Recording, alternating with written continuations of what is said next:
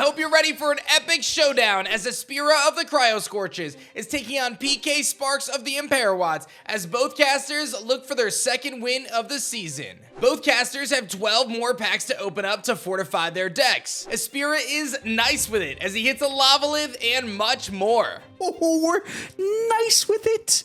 Ooh, let's go. Got ourselves one big fiery boy. Flurmine and... That's what I'm saying, dude. Chivalry is just so good in terms of having a generically good, you can't do anything to me Elestral. He finishes his pulls landing a Narpoon, a huge card for searching his Frost Elestrals. PK on the Imperawatts side finds an Astrabit and a Tsunami, and then he lands a huge full art. Check out his reaction. What is happening? What is happening?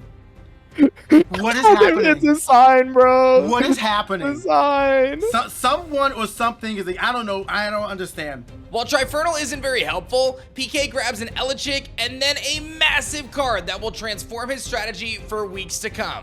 Yes! Yes! Yes! Yes! Oh, we're in, boys! We're in! With these new cards in their card pool, Espira acquires another Narpoon, Chivalry, and Tsunami from teammate Matt O'Shea, while PK gets a few more Earth cards from MBT that will enhance his fruit strategy. Espira, tell me about your game plan for this week. After our pulls, we lined up a little bit of a Chivalry package, which is very nice. And with trades, thank you so much to Matt, we've hedged ourselves into a third Narpoon, as well as our second Chivalry, meaning that we can take this strategy and hopefully our Chivalry will be enough pressure tied in with protection to be able to beat over PKSparkxx Earth package. As we heard from Espira himself, Chivalry is a huge threat under Mountains of Boreas. Stadium control could be crucial in this upcoming matchup. PKSparkxx is eating good with fruit this week. Let's see what he's bringing. Yo, what's up, guys? PKSparkxx here. Week 3, using Earth versus Espira.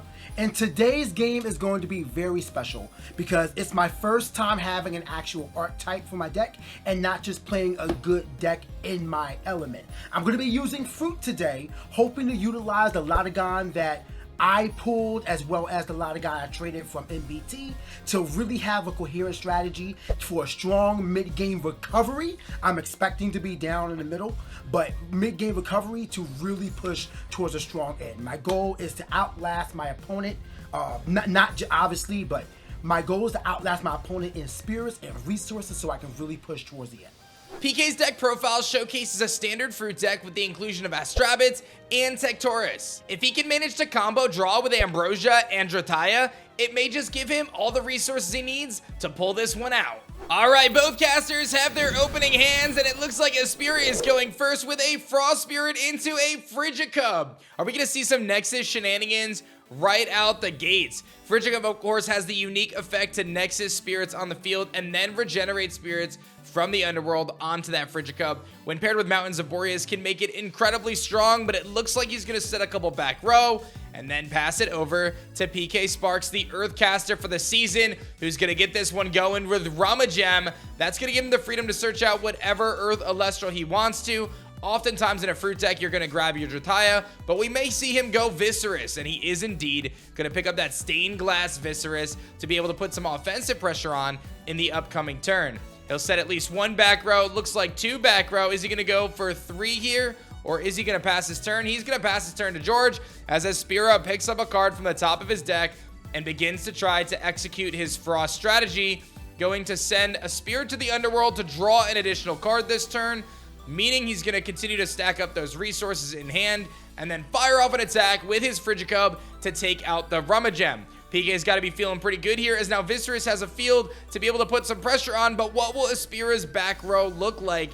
Does he have a response? Almost guaranteed to run into a Tsunami for this turn. PK's got Viscerous out, and I think he's going to fire off an attack.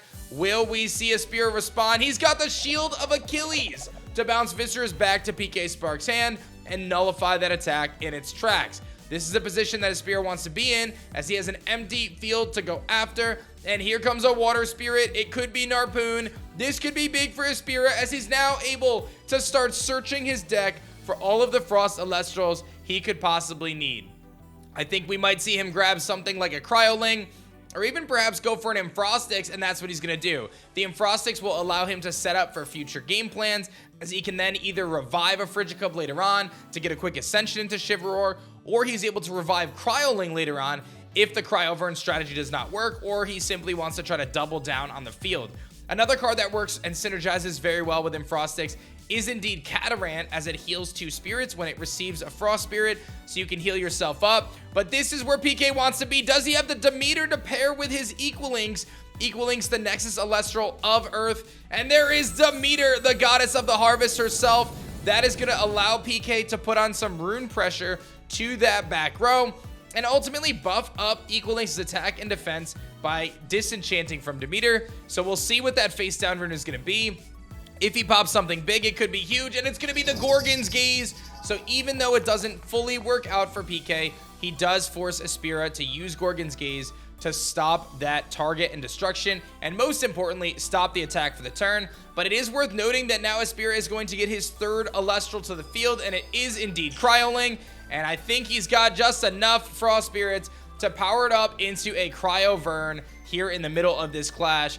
Espira has an incredibly commanding board state that he's about to be running into, and if you're PKSparkxx, all you can do is hope that you have enough back row presence to be able to stop this onslaught of attacks that are about to happen. And Espira are going to go big brain strategy and simply enchant the Cryovern with a Water Spirit to play around Tsunami. This is something we've seen all season long from these Frostcasters in the Elestriad. By misenchanting Cryovern, you forgo having its effect, but in this case, if you're not ascending into Cryoscorch, you don't really care about the effect. Rather, you care about dodging the tsunamis that can happen. And Espira says, forget this, I'm going big, or I'm going home. I'm going to Frost now and get my Kryoling back to the field, and then trigger it into its effect to get out a 2nd Cryovern. Can we talk about this field presence that Espira has right now? 2 Cryoverns, a Frigicub, and an Harpoon, all staring down at PKSparkxx and just 2 back row cards.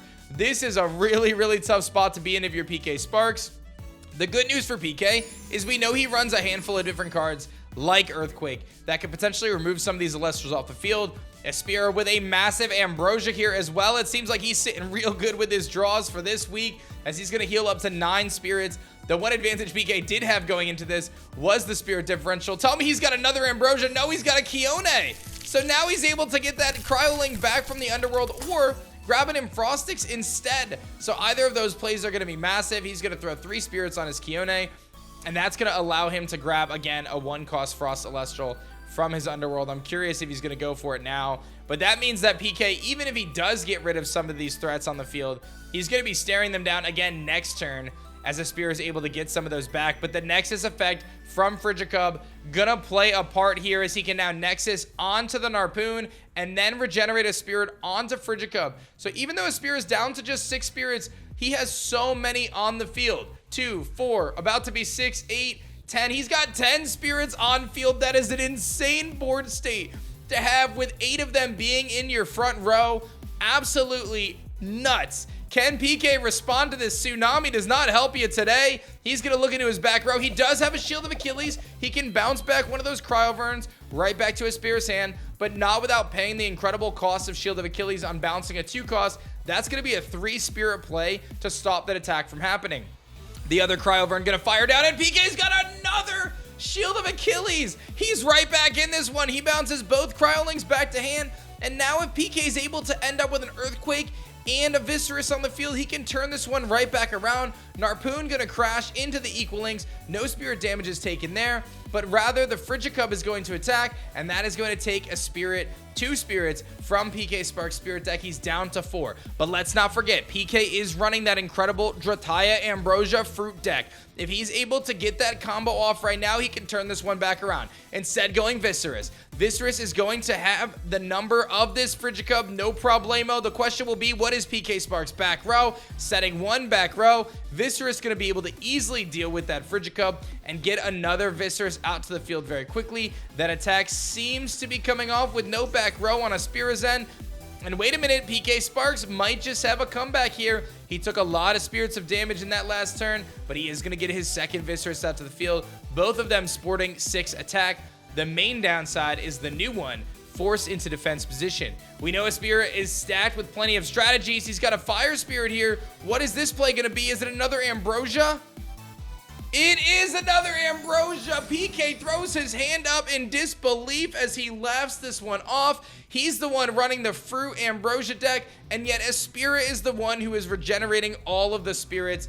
Not quite how PK envisioned this one going out. He was hoping he can get that massive draw engine off in the early part of the game, but this one is going by so fast. I think we're only on like turn 4 here. Here comes Kryoling again. Is Espira running another Cryovern? He's going to send that one there. Going to grab another Spirit.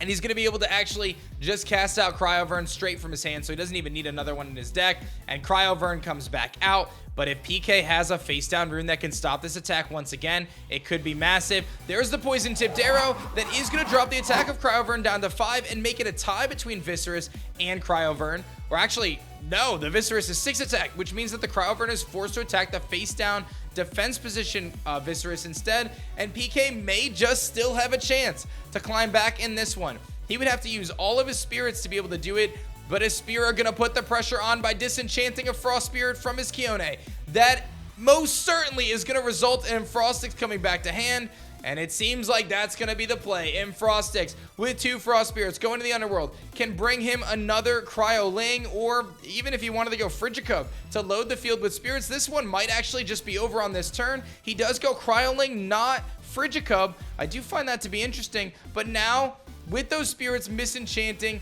he is going to get a second Cryovern to the field. That's 4 Cryoverns in one clash. What an insane strategy from the Frostcaster Espira, as now, even with the poison-tipped arrow as a factor, his other Kryoling, or Cryovern rather, can take out the Viscerus. His one that got poison-tipped arrow can take out the defense position one.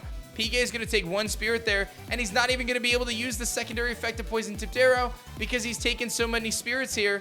And now PK up against the wall, trying to come back on this one with just 1 spirit left. He needs Ambrosia more than he's ever needed it before, but don't forget, a spirit down to just 2 spirits left in this one. It is not over. PK gonna draw for turn, looking for that big combo engine.